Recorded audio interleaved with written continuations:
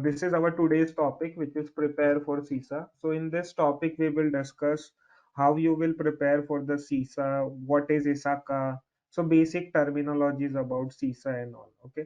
So, before we start our session, let me introduce myself. So, my name is Sachin Isaria. By profession, I'm a chartered accountant. So, after doing CA, I did couple of IT certification like CISA, CEH, COVID 2019, and LISA. And currently I'm working as a senior consultant in IT firm, and I look after all the IT related assignment, basically system audits, cyber security audits, and whatever comes under the IT bracket. Let's start our today's discussion, guys. So this is our agenda for discussion. First, we will be discussing what is ISACA and CISA certification. Then we will be discussing why it is so prestigious. Then what are the CISA's domain and what are the main areas of focus. Then I will tell you the exam structure, what are the strategies that you need to take care while appearing for CISA examination, and some other tips. So we will start with our first topic, what is ISACA and CISA certification. So basically ISACA stand for Information System Audit and Control Association. So this ISACA is a international professional association focused on IT governance. So basically, ISACA is worldwide recognized. So ISACA has a global presence, and this is a globally recognized body. So this offers like 8+ certifications program basically, and CISA is one of them. So ISACA was founded somewhere in 1969, and after that they have introduced lot of certifications. So like as you can see on your screen, they provide CISA, C-risk, CISM, CE, CGEIT, which is very recently introduced.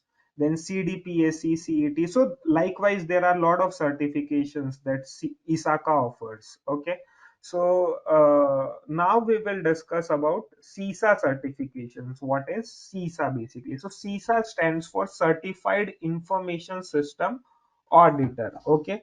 So this certifications provides you global recognition. So it is one of a pioneer certification in information system auditing, and this certification was founded in 1990 basically. Okay. So like in 1990 there was not very much servers and technology was used into the business, but after 1990, like in 2000, people have started using the new technologies, they have started using the systems, they have started using the laptops, and also once you start using technology, there are some risks which are associated with that technology. Okay. So if there is any risk, you have to think how to mitigate this risk. So that is why this CISA course has been launched. So in this entire course, you will be teaching what are the risk which is associated with the information technology, how to mitigate that risk basically. So CISA provides you all that things, and this is a globally recognized certification. So if you are CISA qualified or CISA certified, then you are globally recognized. You can work anywhere in the world.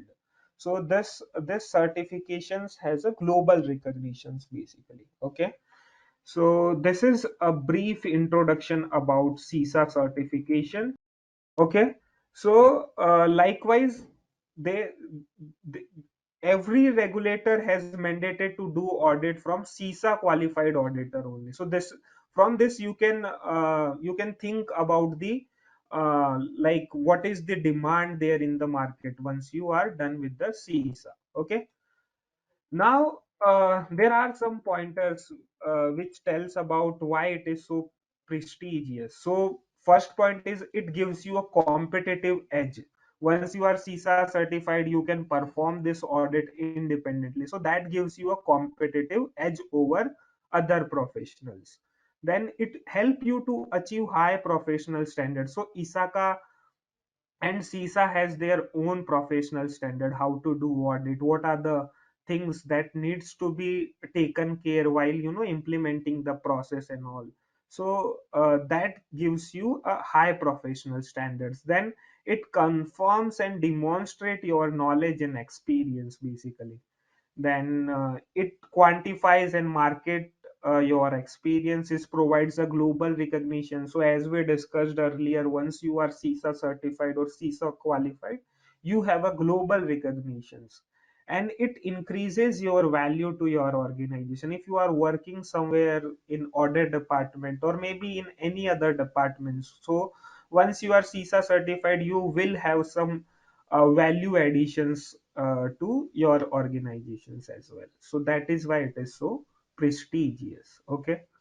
Now we will discuss next topic, which is CISA domain and main area of focus. So in CISA, guys, basically there are five domains. Okay.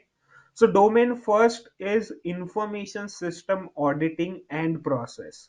We'll discuss this domain in detail as well, but first let me introduce one by one what are the that five domains. So first is information system auditing process, second is governance and management of IT, third is information system acquisition, development and implementation, and fourth is information system operation and business resilience, and fifth is a protection of information asset. Okay, now we will discuss these domains in detail. So for that, I have the ISACA's official website where the domains wise sub areas are given. So basically, you can visit this ISACA's website to know more about ISACA. What is ISACA? What are the certifications that they offer? You know, to know more about ISACA, obviously you can visit isaka.org. Okay. So we will discuss about the domains of CISA. So domain one talk about information system auditing and process. So in domain one, we will be discussing when you do audit, how you will plan the audit. Okay, so what are the key steps that is included in the audit planning? Then how you will execute that audit, how you will collect and analyze the audit evidences. So domain one talks about entirely on auditing part. Okay, how you will plan your audit, how you will execute the audit while doing the sampling, what are the methodology, how you will evaluate the evidences, how you will analyze the evidences. So domain one completely focuses on the auditing process. Okay, so if you are someone who is already a chartered accountant, if you are from the auditing background, this domain will be a little bit easier for you because you are already well versed with the auditing part. Okay, so this is about the domain one. Now domain two is a governance and the management of IT. So basically in the domain two we will discuss about like what is IT governance. So governance, and what is the difference between governance and the management. So basically these two are different things. Governance is different, management is different. So in this domain we will be discussing very much in detail what is the governance, what are the IT standard policies, procedures that needs to be documented in the organizations. Like in IT standard and policies, there are user access management, then acceptable uses policy, incident management. Likewise, what are the standard policies and procedure that organization needs to document it as a part of IT governance? So that we will discuss here in the IT governance. Okay. Then in IT management, we will be discussing how the resource management has been done. While onboarding any IT service provider, what are the things that needs to be taken care? How do you monitor the performance of your critical vendors, quality assurance? So domain 2 majorly talks about the governance and the management of IT. Okay. Now, domain 3. So, domain 3 basically focuses on the information system acquisition, development, and implementation. So, basically, in short, if I tell you, suppose if any organizations want to implement any new system, any new application, then how that application or system will be implemented, that entire process will be discussed in domain 3. So basically this is a SDLC, basically system development life cycle.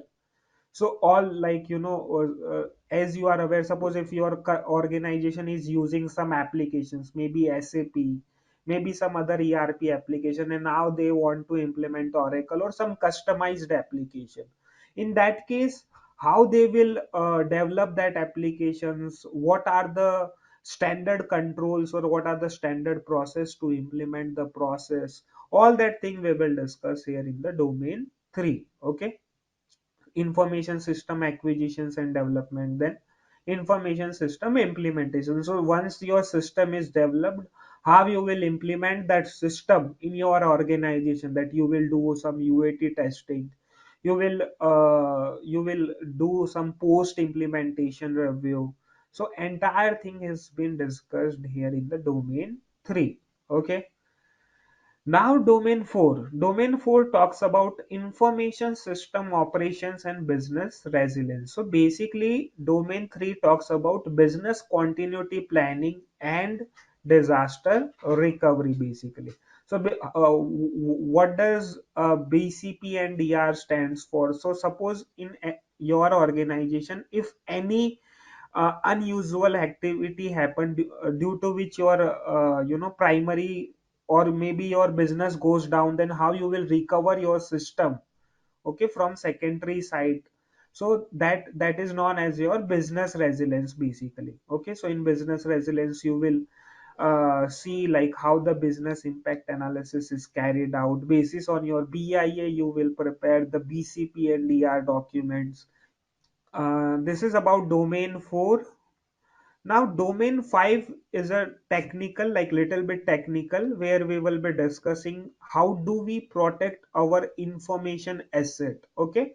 So information asset, like whatever information assets used in the organization, how do we protect that information? Like what are the physical access or environmental control you will put in place to protect your information assets, or what are the identity or access management control you will put in place. So the basic example, like, if you log in into any application, whether it is a Facebook, Instagram, or any other your organization's application, you have noted that there is a user ID and password, or maybe two factor authentication is in place.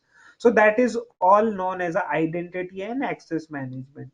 So we will be discussing that in domain 5. Then there are some network and endpoint security, like there is a firewall, there is IDS, IPS, there is antivirus solutions. So all that will be discussed here in the protection of information asset, basically. Okay, so that is part A. In part B, there is a security event management. So basically in security event management, we will be discussing how the incidents are raised in the organization, then what are the tools that organization uses to take action against that incident, which is basically a SIM tool. How organizations provide security awareness training to their employees, third party vendor, what would be the incident response management, how do you collect the evidences and analyze. So this is a brief introductions about the five CISA domains. Okay, we will see like what is the percentage of questions that has been asked in CISA examination domain wise. So as you can see on your screen, from domain 1 you will be asked 21%. So in CISA examination, guys, there are 150 questions. So out of 150 question, you can expect 32 questions from domain A. You can expect 26 questions from domain 2. Likewise, from domain 3, 18 questions. Domain 4, 34 questions. And in from domain 5, you can expect 40 questions, basically. So this is the graphical presentations that how much questions is asked from each domain, basically. Okay. Now we will discuss what is the exam structure, what is the pre-strategy and tips that you need to take care, basically. So as we discussed, CISA examination is a 4 hour long exam, and it consists 150 multiple questions which is asked from 5 CISA job practice domain, which we discussed in the previous slide. Okay. Whatever your preliminary result, whether it is a pass or fail, it will be appeared on your screen once you finish the examinations. Okay. Now you have to score at least 450 out of 800 to pass the examination. So there are 150 questions, so it is not like that each questions will contain one number or two, whatever. So this is not pre-decided. Okay, so no one knows which questions is for what marks. So your entire 150 questions will be evaluated on the scale of 800, and you have to score at least 450 marks to pass the examinations. Okay. Now you can appear for CISA examination at any time. Like there is no predefined months or days on which you can appear for the examination. This examination is available 12 months, 365 days. You can appear at any time once you are confident that you have gone through the entire syllabus and now you are ready for the examination. You can schedule your examination. Okay. And yeah, next is you can appear for examination. So there are two options. Either you can go to ISACA's official center, or you can opt for online remote protected option. Okay. So this is the brief of examination structures and some. Our next topic is what is the cost involved in the CISA certification. So this is again, a tricky question that every person who is appearing for examinations have. So basically, in CISA, you have a two option. Either you can choose membership, or you can register for examination as a non-member. Now, what is the difference between the membership and non-membership, and what are the benefit of taking membership? All these things we will discuss. So basically, the total cost involved in the membership option and non-membership options, they both are same only. Like as you can see on your screen, the examinations fees for member is 750, which is approximate. I will tell you why it is approximate. And if you are appearing as a non-member, you have to pay dollar 760. Now what is the bifurcations of dollar 750, which is as a member option? So when you are opting for membership, you have to pay a dollar 575 examination fees. Then you have to pay membership fees of dollar 145, and you have to pay a local chapter fees, which is $30. So now local chapter fees varies which chapter you are opting. Suppose if you are opting Mumbai chapter, then your fees might be a $45. If you are opting for Chennai, it might be a $30. So it depends on chapter to chapter. So if you club all these three, it will be near $750 only. Now, what is the difference between the membership and non-membership? Now I will tell you. So suppose if you opt for a membership option and you have obtained the membership, then you ISACA will give you a 1 year membership. Okay. So suppose if you have given your first CISA attempt, and by any chance, suppose if you haven't cleared the examination in first attempt, then next time you will be paying $575 if you have opted a members option. Okay. And suppose if you have opted non-member option, and in first attempt you will be paying 760, and suppose if you didn't clear the examination, then again you have to pay a $760 because you have opted non-members option. So this is the first difference between the membership and non-membership. Okay. Now what is the second difference? Suppose if you opt for the membership, then they will you will be opting on local chapter. So in local chapter, there will be a lot of discussion on each domain, so you can take participants in that discussion and you can enhance your knowledge. That is a second difference. And third is, when you opt for the membership, local chapters also conduct their CISA classes. So in that classes also you will get some discount if you are member of ISACA basically. So this is the difference between the membership option and non-membership options. Okay. Yeah. So see, in CISA you have to prove at least 5 years of experience. Okay. Now, what is this 5 years of experience? This will comprise section A, section B, and section C. So in section A and B, we will discuss later. First, we will discuss the section C, which is education's experience waiver. So here you can see, suppose if you have any associated degree, you can take waiver of 1 year. If you have any bachelor or master degree, you can take waiver of 2 year. And if you have any master degree in information system or related field, you can take waiver of 3 years. So total, you have to prove 5 years of experience, and you can take total waiver of 3 years combining section B and C. So suppose if you have any bachelor degree, you will get the waiver of 2 year. Now we will discuss section B, which is a journal work experience waiver. So suppose if you worked in journal auditing work, so in your case you have done CIA, okay? So you might have done a lot of work in auditing field, yeah. So you will get this waiver of 1 year, and if you have any bachelor degree, then you will get waiver of 2 years. So total, how much waiver you will have? 3 years. Now this is a section A, which is very important, that you have to prove at least 2 years of experience in information system audit, control assurance, and security work experience.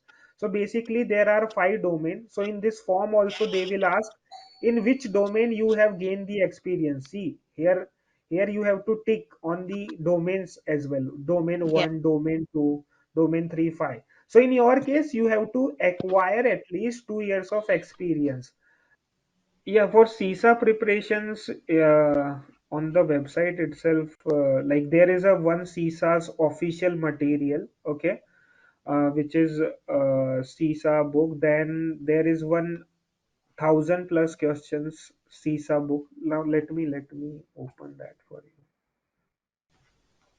So this is the material which is available on ISACA's website. As you can see, there is a review manual. Okay, so this is a CISA review manual where entire theory and concepts are given. Then there is one CISA uh, review questions and answer explanation databases, which comprises 1,000 plus questions, which gives you a fair idea the like how in CISA examination what type of questions you will be seeing basically. So these two materials are more than enough. Apart from this material, there are a lot of authors books available in the market. If you take membership, then they will give you certain discount, and if you buy these books without membership, then you have to pay a little bit extra amount basically. Here you will be seeing for membership it is a $109, and for non-member it is $139. So for each resources you have to pay some amount. Nothing is free. Now we will discuss, like, in CISA examination what type of questions has been asked. Like, CISA has their own concept, like you have to learn the CISA's definitions, and you have to think from CISA's perspective. So in CISA examination, generally they ask which is the most correct answer and which is the first option out of the four options given below. So basically, I just wanted to say that when you appear for CISA examination, you have to think from ISACA's perspective. What are the standards, and what are the things which ISACA want you to learn basically. So sometime I have seen that in practical we do something, but if if I will choose the option as per practicality, that would be a wrong answer, because CISA has their own definition, CISA has their own way of thinking. So while appearing for CISA examination, you have to think from ISACA's perspective. So this is one small tip that I want to give you. Now, InfoSec trains also provides the CISA training on regular basis. So as we have a lot of batches, basically every month we launch a batch for CISA certification, And this is the details of batches. As you can see your on your screen, that this is the latest batch which InfoSec Train offers. In the batches, you will be having a faculty which have a practical exposure in information security training. So while doing the CISA training, we will also teach you what are the things that you need to take care while doing the uh, IT audit practically. We will give you some practical example that this is how it is practically done. And the entire session would be an interactive session. We will be discussing each topic in very much detail. Then what are the key things that you have to taken care while appearing for the examination. So yeah, this is the brief intro about InfoSec Train and how we teach for CISA course basically. Okay.